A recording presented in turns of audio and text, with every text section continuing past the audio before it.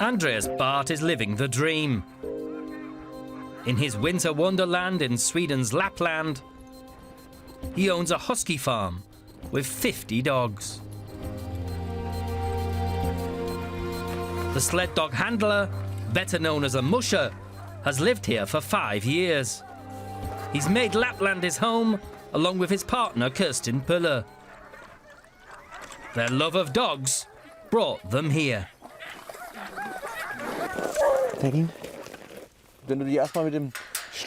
When you first get the sled dog bug, it's very hard to stop. Working with sled dogs is a bit more than just owning dogs. I trust the dog, and the dog trusts me. You see this cooperation best in difficult situations and moments. You don't forget it. When you've been in a snowstorm a few times, or been pushed to the limit, and your dogs bring you home, because they trust you and you give the responsibility to the dogs, there is so much potential. And it is also fun. Andreas and Kerstin have been together since 1996. 2 years ago, their relationship was put to the test.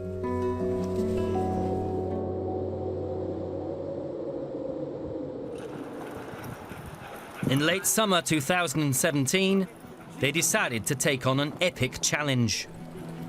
Norway's Bergebylopet sled dog race, the northernmost race in the world. It meant lots of work for the pair, who come from northern Germany.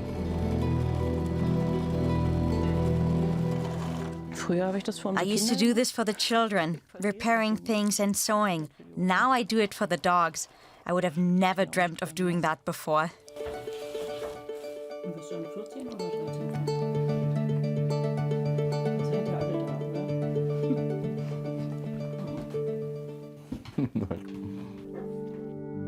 "10 weeks before the race. The first snow has fallen. For Andreas, that means the start of the tourist season. It will feel a little weird at first. You think it's stable, but it moves a bit. But it's okay. You get used to it.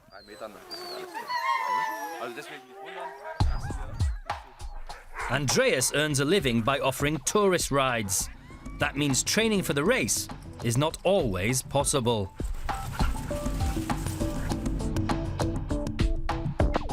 When you want to race, there is a clash between training for such a big event and offering tours. We want to do both. We want our guests to be happy. Sometimes he has to train in darkness, while also doing tours. Andreas wants to do 3,500 kilometers of training before the race. Every one counts. Training is going well until 5 weeks before the race, when Kerstin decides she is too stressed and busy at home to take part. We have a young couple who can help instead. We have 1,000% faith in them. But the guy doesn't know if he's free to come. If the girl Francie comes alone, then I think it is easier if she goes with Andreas. I would love to, but it's fine if it works out with Francie. Then we'll still have a vet, so that's okay. I think it is something you would never forget. Kerstin is irreplaceable. What can I say?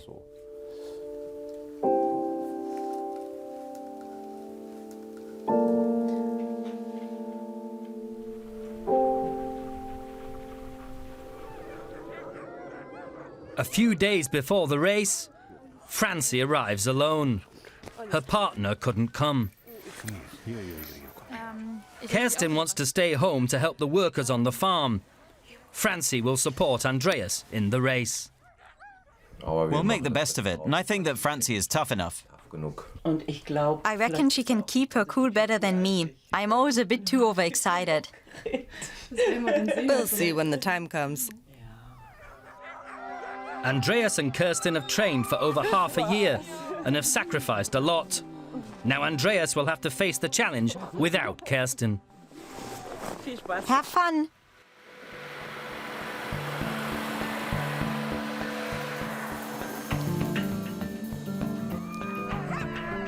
"45 participants from 5 countries are at the start of the Bergebylopet. Andreas faces a 350-kilometre trek over the next few days. The musher and his dogs will head into Norway's Arctic Circle for the first leg.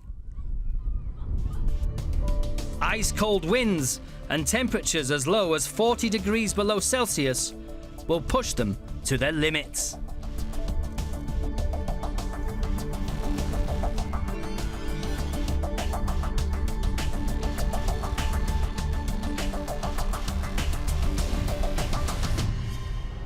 Regular breaks will be necessary. The physical strain is enormous and the dogs need to recover.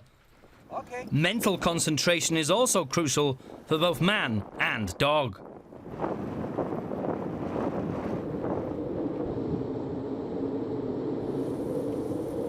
After 5.5 hours, Andreas and his dogs reached the first checkpoint in Vadsø. They've managed around 70 kilometers.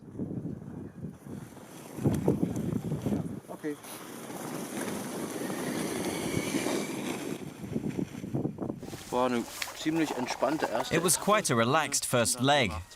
The dogs found their rhythm after about 20 kilometers. Of course, it wasn't easy. The quicker they lie down now and have a rest, the quicker we can recover. And then we'll see. The breaks are just as important in the race as the long runs. Too little sleep for the dogs and the musher can have dramatic consequences.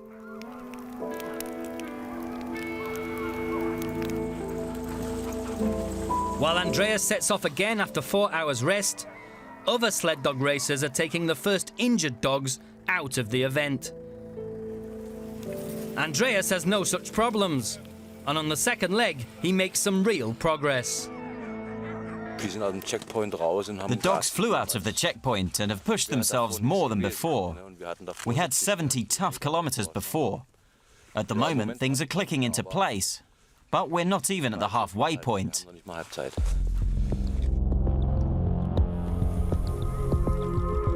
On the next leg, things continue to go smoothly.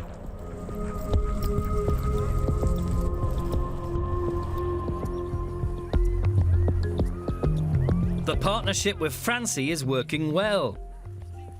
When he rests, she takes care of the dogs.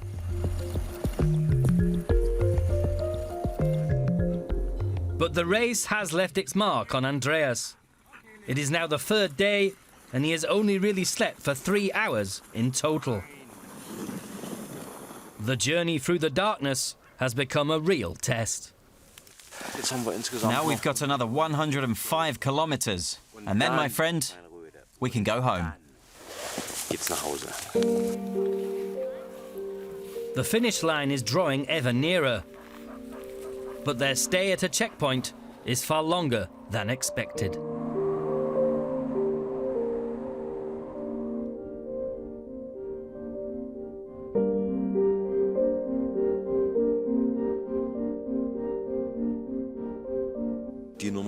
It shouldn't happen, but it's one of those things.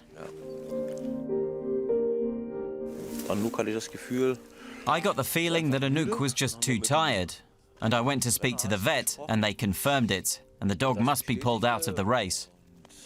You have to give the dog to your specific handler, and only then can you leave the checkpoint. Erst verlassen, wenn der Hund sicher in Dockhändlerhand ist.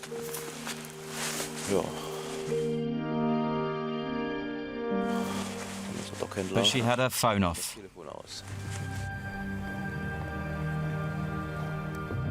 And we've been standing around here for 6 hours. That is 6 hours in the darkness. Andreas had been trying to contact Francie without success.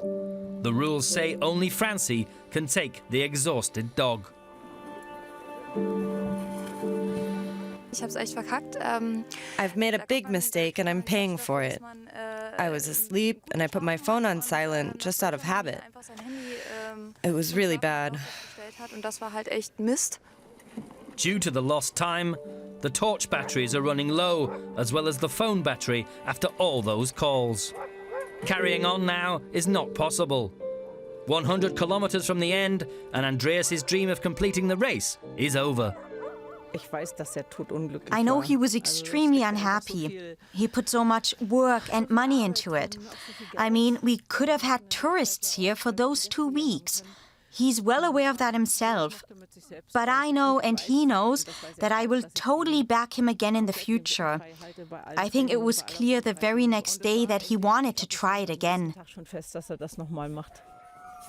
2 years later, and Andreas is planning to race again, with a new team. He is hopeful thanks to his 2 lead dogs. Andreas has a special relationship with Clara and Inari. Good lead dogs are often very sensitive, very intelligent. They have to find the trail in all weathers and deal with the pressure and have solid endurance. If there are 8 to 10 dogs behind who are rushing too much, then it is mentally tiring for the dogs. But not every dog does that. Dogs like Inari or Clara are a pleasure to work with. Wie Inari hier oder wie Clara, das ist auch schon ein Riesengeschenk, mit solchen Hunden arbeiten zu dürfen. Lead dogs like Clara and Inari are the extended arm of the musher and the most important animals on the team. I had the experience in the past that the girls are really tough when they get in difficult situations. The guys work hard too. There is nothing to complain about. But when it comes to the real thing, then it's often these seemingly normal female dogs who put their heads down and go through a blizzard. And you stand back and think, how is that possible? But they just do it. Geht gar nicht so, die machen es einfach. Andreas's dream of completing a long-distance sled race lives on. He even wants Francie at his side again next time.